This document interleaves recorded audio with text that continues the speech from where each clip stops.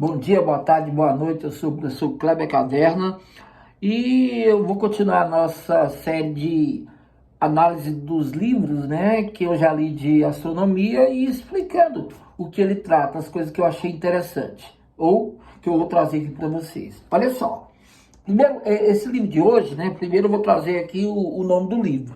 Ele se chama Não Tenho a Menor Ideia, tá? Um Guia para o Universo Desconhecido, George Daniel Winson. Cara, é um livro bacana, tá? Um livro engraçado, ele tem um tom assim, menos agressivo, ele é bem mais simples da gente entender, tá? E assim, ele trata as coisas difíceis de uma maneira mais simples, né? Agora, por exemplo, aqui, né?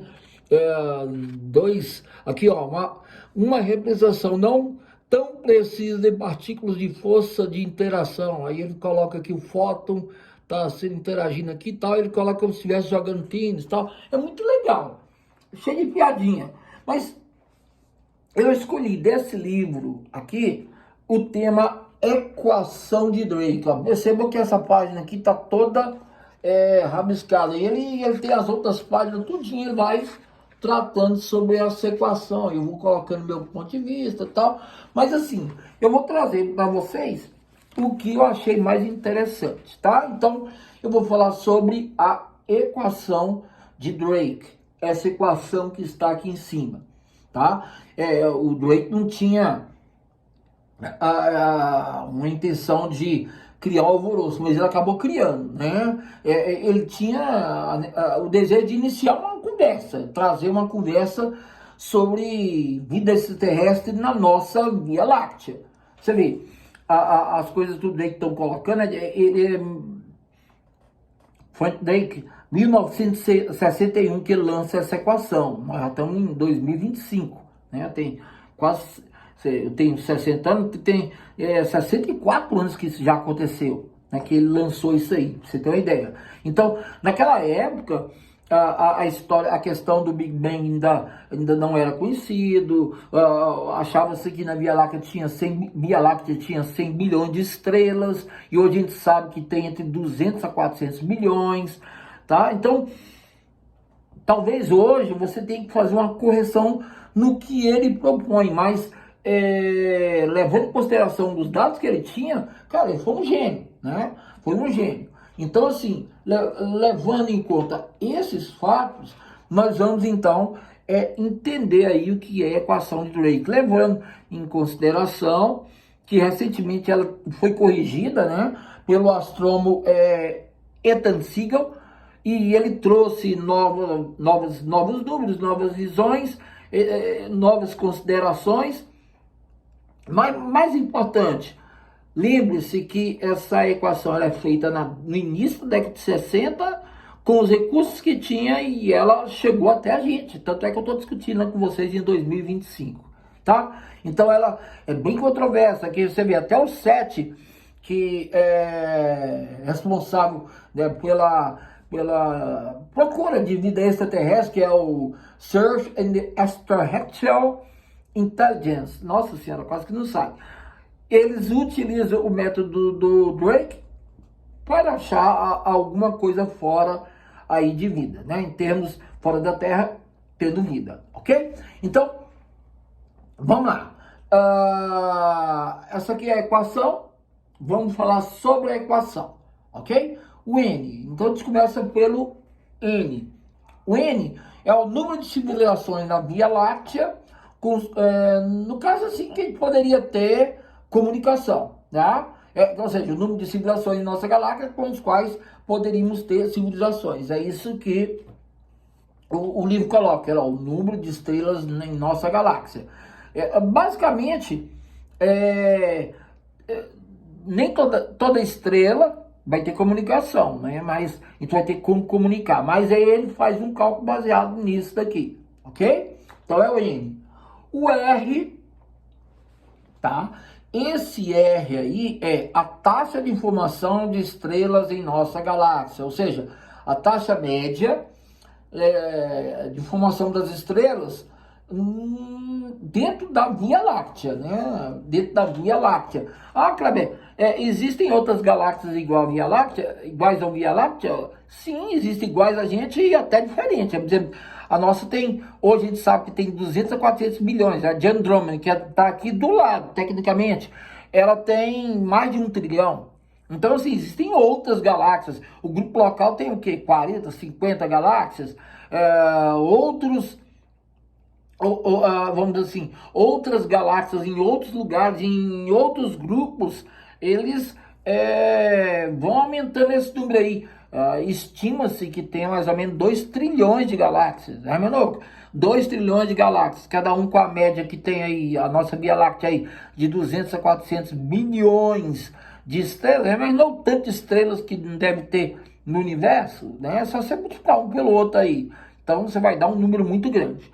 Bom, nós só voltando aqui ao R. Então é a taxa de formação de estrelas dentro da Via Láctea. Ele não está nem considerando os outros. Esse aí, inclusive, é uma coisa que a gente pode questionar, porque ele só está olhando na nossa galáxia. E as outras? Muito bem. FP. FP é a fração de estrelas, tá, que possuem planetas. Então não adianta ser só estrela, tem que ter planeta. Segundo ele, FP, então ela tem que olhar que tem planetas. É a fração de estrelas que possuem planetas que estão na sua órbita. O interessante é que, segundo ele, então tem que ter estrela. Tá, tem estrela. Mas, além de ter estrela, tem que ter planetas que orbitam ele. Geralmente, aí ele coloca uma média de dois planetas. A gente sabe que isso aí vai variar muito. Só a Via Láctea tem o quê? A Via Láctea não, o Sistema Solar, que é o nosso sistema, que tem o Sol como estrela hospedeira, ele tem 8 planetas e inúmeros planetas anões, entre eles Plutão, Ceres, etc. Então, assim,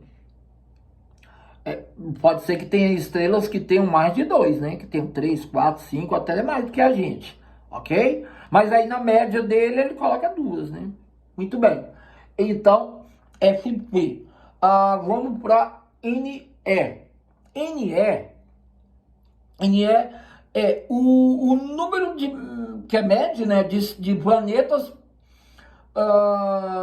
o sistema solar. Esse número médio de planetas do sistema solar, sistema estelar. Sistema solar é o nosso, né? Porque existem vários sistemas. Cada estrela é um sistema. Por exemplo, Vega é um sistema. Arcturus cria o seu sistema. Sirius cria o seu sistema. Alfa Centauro, né, tem o seu sistema. Então, lá não é sistema solar, é o sistema de Alfa Centauro. Então, a gente tem que lembrar disso. Vamos lá. Ele fala que tem que ter um planeta, que tem uma estrela, que tenha planetas, e mais do que isso, né? Planetas que tenham potencial de vida. Não quer dizer que tem vida, mas que tem potencial. Ele coloca aqui, né, a fração desses planetas que poderia abrigar vida. Então, esse aí é esse ponto NE. O FL, que é esse daqui, ele diz o seguinte: a fração de planetas onde tem vida, né? Ela não é só potencial, ela surge. Então, assim, não adianta ter só potencial para a vida, ela tem que ter o potencial e em algum momento ela surgiu. Que é esse ponto que ele está colocando, o FL. Tem potencial? Tem. Seria o NE. Mas, além de ter potencial, ele tem que existir. Essa vida. Então, nesse caso aí, ele vai mais adiante. Tem potencial e tem vida. Lembre-se da historinha da chamada Zona Caixinhos Dourados, que a gente chama de God Blocks. Ela fala o seguinte: a menininha entra na casinha, lá tem 3 marmitinhas, né? Aí, na primeira ela vai comer, tá muito frio. Aí ela, não quero. Aí, tinha do meio e tinha outra. Ela vai optar pela a que tava lá no canto. Aí ela vai do outro lado, vai comer, ai, nossa, tá quente. Aí ela não quer. Aí então, aquela é muito quente, aquela é muito fria, então vou ver essa aqui do meio. Aí ela, essa aqui tá boa. Então, assim, para a astronomia existe um local que está muito frio, porque está longe da estrela hospedeira, ou está muito quente, porque está muito perto da estrela hospedeira. O melhor lugar é não estar nem muito quente, nem muito frio. Está ali no meio do caminho, na chamada zona, uma zona, como se fosse a zona temperada, uma zona nem muito quente, nem muito frio, tá? Isso daí, na média, porque, ok, já tem um erro, né, de Drake aqui, porque, por exemplo, você pega Júpiter. Júpiter tem planetas, Júpiter está na zona fria, porque está bem distante do Sol. Mas do lado de Júpiter tem luas que estão próximos de Júpiter e acabam aproveitando a energia que Júpiter lança como se fosse um Sol e consegue desenvolver ali, por exemplo, oceanos, né? A gente pega aí oceanos e o mais interessante, podem haver vida orgânica, por exemplo, nesses locais. Quer dizer que eles não estão na zona Godlock, mas eles criaram ali uma zona porque está próximo de um planeta que consegue dar para eles as condições de vida. Então, isso aqui ele não colocou na equação, ok? Então, o FL. O FI, aí ele fala o seguinte, fração de planetas onde a vida evoluiu, chegando a ser inteligente, tá? É a fração que se envolve com inteligência. Então, não adianta ter a estrela, não adianta estar na zona, ter planetas, não adianta estar na zona orbitável, não adianta evoluir e não adianta só chegar a ser inteligente. Porque às vezes você tem uma vida que é inteligente. Vamos imaginar, o homem da caverna e o homem que desenvolveu a escrita, o cara que desenvolveu a escrita é muito mais adiantado que o homem da caverna, mas o cara do período de Jesus é mais adiantado do que o cara que desenvolveu a escrita, e o cara que, por exemplo, está no período feudal é mais ainda desenvolvido ainda. E ainda o cara que está vivendo hoje sabe muito mais do que o cara que viveu no século passado, retrasado ou lá atrás. Então, assim, nós desenvolvemos vida, mas será que essa vida inteligente ela consegue ir mais adiante? Tá? Essa é uma pergunta. Então, quando você tem aqui esse FI, tá? Ele fala de vida inteligente, mas não necessariamente, porque se essa vida inteligente conseguir desenvolver algo mais, que é comunicação, ela vira FC. Ela só não é inteligente, ela é FC.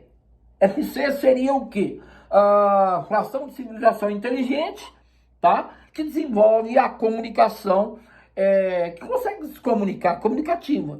Então, assim, a civilização nossa, os homens, Homo sapiens, sempre foram inteligentes. Não é sempre não, mas nós evoluímos para a inteligência. Será que nós somos inteligentes mesmo? Essa é a pergunta. Mas enfim, né? Inteligentes somos, não sei se somos racionais. Mas assim,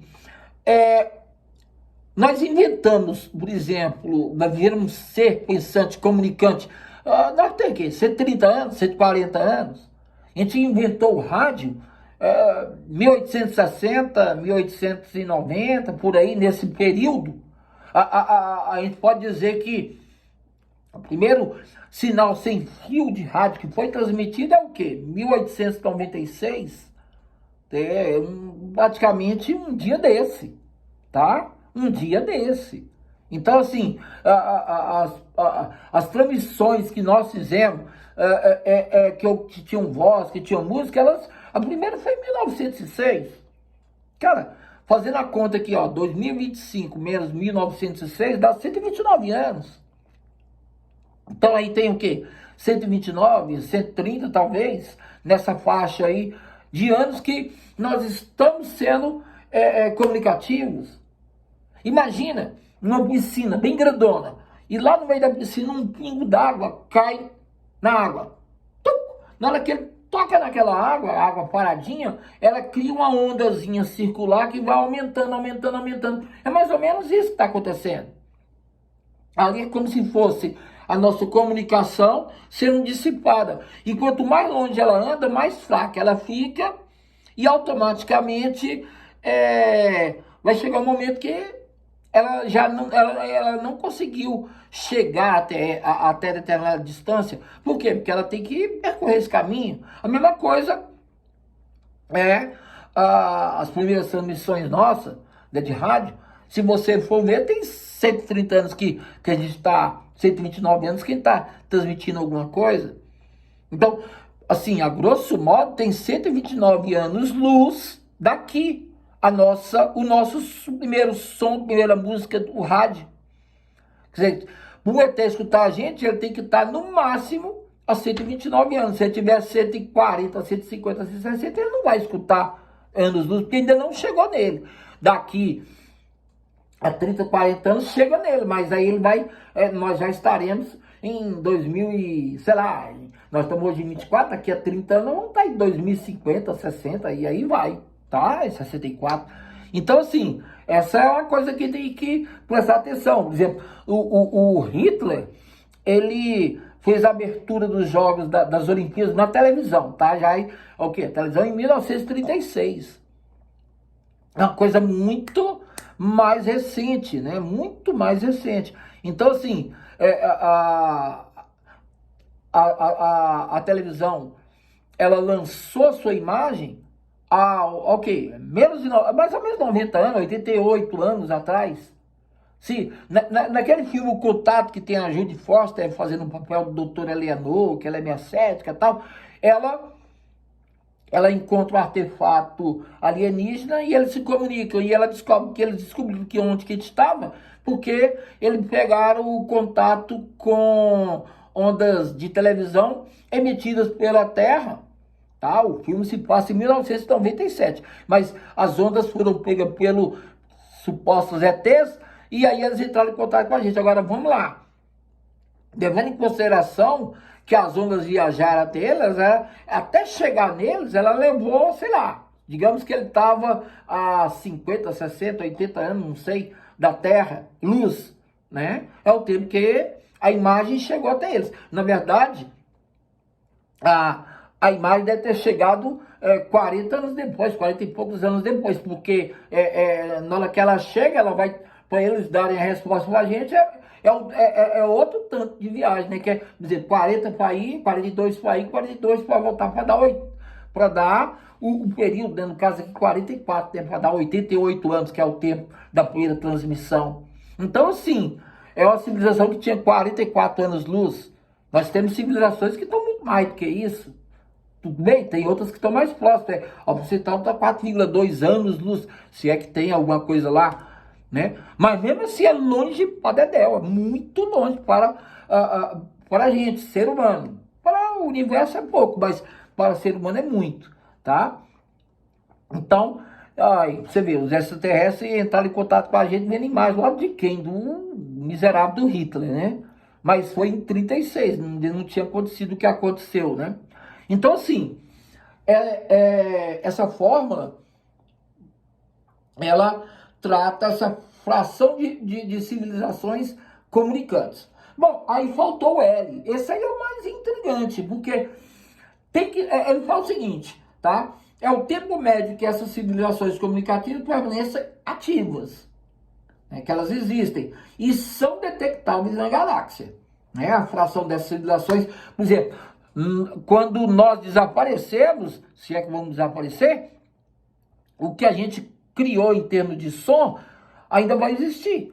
Talvez a gente tenha desaparecido e os ET vão escutar o som da gente muitos anos depois e nem saber que não existe mais. Mas ele vai saber que tem o som, que um dia existia, é mais ou menos isso. Então, quando ele fala que é probabilidade que estejam por aí ao mesmo tempo que nós. Então ele teria que torcer que ele estivesse na mesma época que a gente. Que pode ser que surgiram civilizações antes ou vão surgir depois. Isso aí vai depender muito, tá ok? Então essa é a equação de Drake. Vamos para a segunda aqui. Ó, aí tá então a equação direitinho, tá ok? Lembrando que, na verdade, essa equação é, na verdade, como se fosse uma bússola. Ela dá uma ideia, uma direção para que os curiosos ou cientistas possam mais ou menos imaginar o número de populações que existem, tá? Agora, é interessante perceber o seguinte, que essas estimativas, o Drake, ele automaticamente tem seus pontos, tá? Ele calculou aí que o R, né, o tempo estimado seria em mais ou menos 7 anos, que o FP, tá? Esse FP que ele coloca aí seria, né, que tem o número de planetas, né, é estimado em 0,5. O NE, tá? O NE que é o número médio de planetas com potencial, ele coloca aí no máximo 2. Então ele está colocando aí que numa zona Goldilocks você teria 2 planetas com potencial, né? Então é o NE. O FL dele, tá? Que trata aí, que tem potencial, mas aí surge vida, aí ele já coloca 0,33, tá? O FI, que é surgir vida, tá? Vou surgir vida, mas que ela evolua com inteligência, aí ele já é mais restrito ainda, 0,01. E aí ele vai continuar, né? Que é surgir vida inteligente, tal, aquela coisa, mas que seja comunicativo. Aí ele vai mais ainda, ele coloca estimado em 0,01. E o tempo que essa civilização estaria por aqui, né? O tempo médio que a civilização comunicativa permanece ativa, ele estimula aí ele vai estimar aí, estimula não, ele vai colocar, né? Vai estimular em 10 mil anos. Somando tudo, aliás, fazendo esses dados bater na equação do jeito que ele propõe, você vai encontrar um número igual a 2,31, ou seja, cerca de 2,31 civilizações ditas inteligentes, ditas comunicativas e que são da Via Láctea. Isso é o número proposto por Drake. Veja, é um valor conservador. É um valor conservador.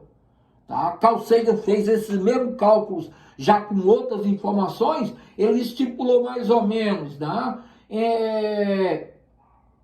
De 1.000 a 1 milhão de civilizações. Veja, esses são cálculos do Carl Sagan.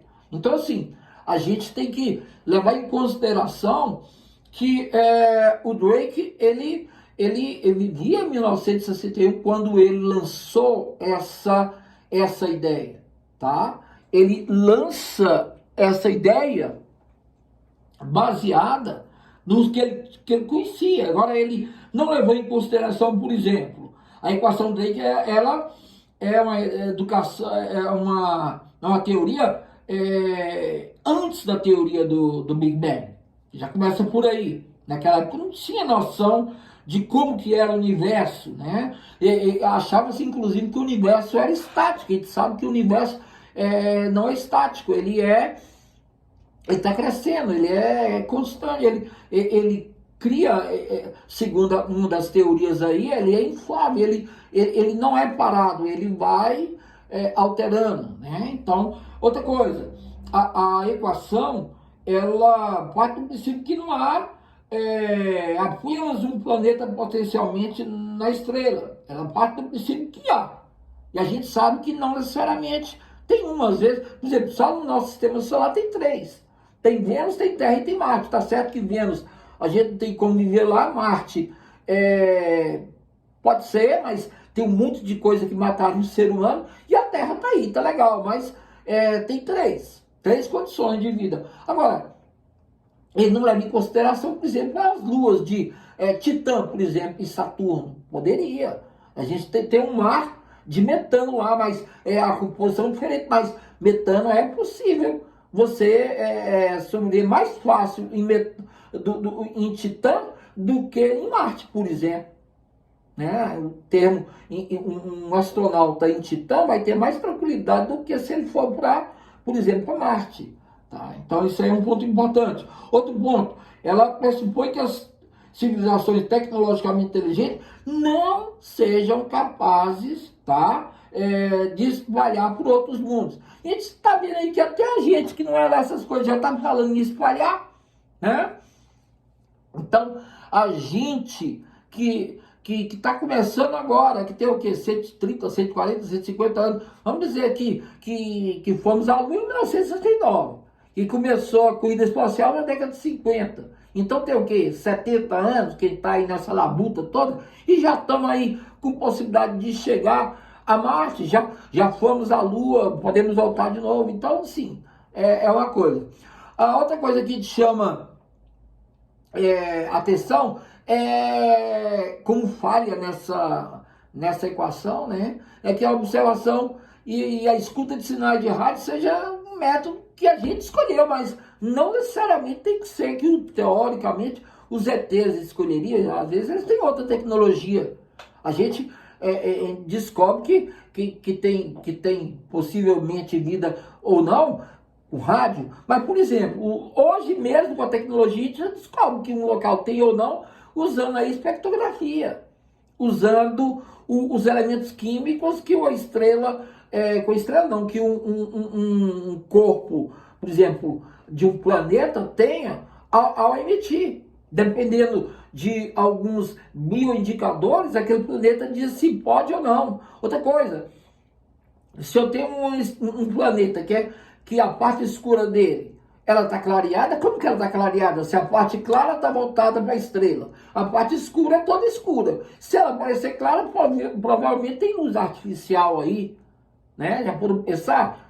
Então, assim, ou então algum tipo de luz que a gente não conhece, né? Alguma bioluminescência natural que a gente não conhece, tá? E assim, as equações, elas foram obtidas de suposições. Hoje a gente tem dados muito mais, vamos dizer assim, mais seguros sobre aquela época.